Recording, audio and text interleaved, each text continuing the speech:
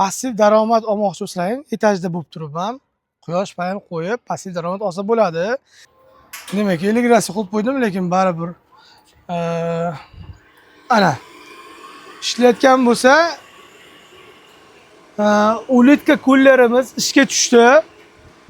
Assalomu alaykum, kanalimiz. Mana biz bugun Farg'ona shahar Kirgildamiz. Bekki yana etajga quyosh panel o'rnatib beryapmiz. Hozir etajda turgan aka-xonlarimiz ham mana qo'yishni boshlashdi, xudoga shukr. Etajga qo'yinglar, bu hozir hamma yo'l-yo'riqlarni ko'rsatamiz. Etajga qo'yishda kafolat xati berasiz. Tipi domga hech nima bo'lmaydi.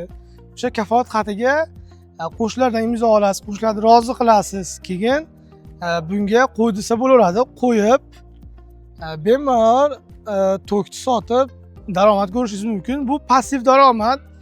Etajda akalar, yaxshi tushuninglar. Passiv daromad olmoqchi bo'lsang, etajda bo'lib turibman. Quyosh payin qo'yib, passiv daromad olsa bo'ladi. 50 kilovatgacha qo'ydirsa ham bo'ladi. 10 kilovat zarurdir, 20 kilovat. Maksimalni 50 qo'ya olasizlar, chunki bitta xonadon uchun faqat 50 kilovatgacha qo'yish mumkin.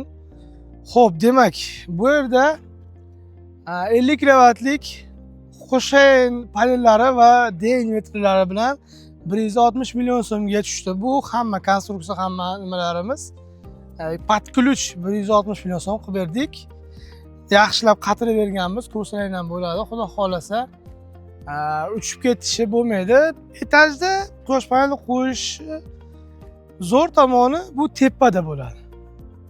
Tepada bo'ladi, soya kamdan-kam hozir tushadi. O'shaning uchun etajga qo'yinglar. Etaj juda zo'r. Demak, buni janubga qaratib qo'yib berganmiz, shunday quyoshimiz kun davomida ko'proq tushib turishi uchun. Demak, yuring, ketdik. Ehtiyot bo'lib yurasiz, bunaqa rebresi joylar bor ekan. Mana ko'rsalar ham bo'ladi. Qaz tarzda bo'lgan hammasi. Bu yerda tepasidan qatirib qo'ymaymiz. Chakka hech nima o'tmaydi. Suv, hech qanaqa nima bo'lmaydi. Yon tomondan teshib bularni qatirib beramiz. Shu tarzda o'rnadi mana birinchi nimamiz. Hozir borib invertorni ham ko'rsataman. Bu ikkinchi konstruksiyamiz. O'zi jami 4 ta konstruksiya bo'ldi. Bu yonlarini ham ochib beramiz. Bemalol mana yurib o'tsalar ham bo'ladi. Hozir ko'pchilik o'zi antenna qo'ymay qo'ydi, chunki Wi-Fi bor. Antenaga hozir hojat yo'q. Mabodo antenna qo'ymoqchilar ham qo'yaverasizlar. Biz bu yerda o'rnatib bir tomonidan o'tish joyi qilib ketamiz baribir. Bu yerdan o'tib yuraverasizlar. Demak, bir tomoni обязательно ochiq bo'ladi. Mana. Xo'sh, shu ko'rinishda turibdi. Ko'rsalar ham bo'ladi. Mana invertorimiz. Invertorimiz soat 5:30. 5:30 da 14 kilovat ushlab turibdi. 5:30. O'zi 4 dan keyingi quyosh mana ko'rinadimi? Xo'sh, yana chiqib borar ekanmiz. Chiqib boring. Yaxshi, ana 14. 14 pashti 15, soat 5:30 da. 5:30 da bo'lsa, demak, voy xudoyim. Demak, hozir men sizlarga ko'rsataman hamma nimani. Demak, bu yerda shitlarimizni ham ochamiz. Ana shitimiz. Shitimiz ko'rsa ham bo'ladi. DC avtomatlardan 6 dona qo'yib berilgan.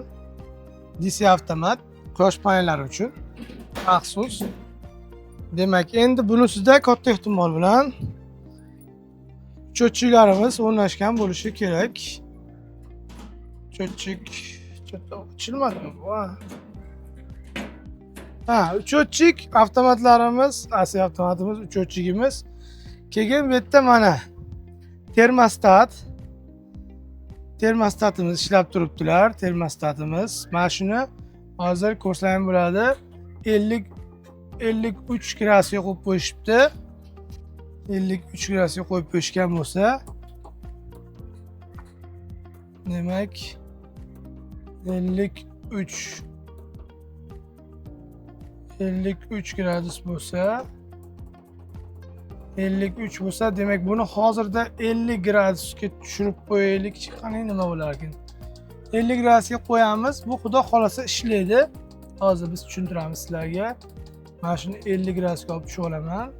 50 gradusga olib tushib, hop ketdi ana.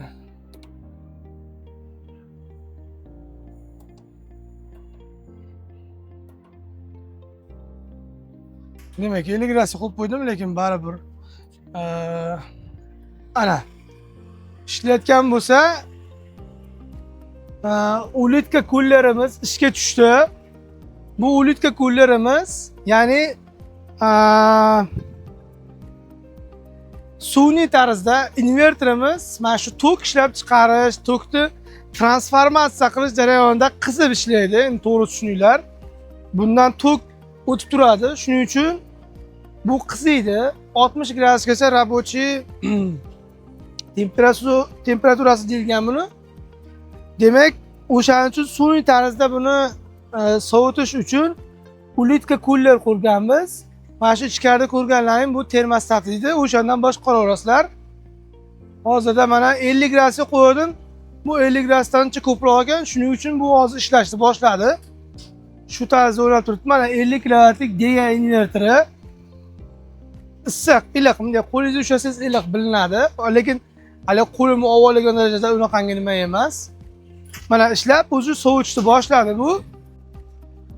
Xo'p, kimga shunaqangi quyosh panelarini o'rnatish, passiv daromad ko'rmoqchi bo'lgan akalar bo'lsa, bizga pastdagi raqamlarga aloqaga chiqinglar. Kanalga obuna bo'lib qo'yasizlar. Agar videomiz yoqqan bo'lsa, bitta like qo'yib qo'yinglar. Rahmat hammaga.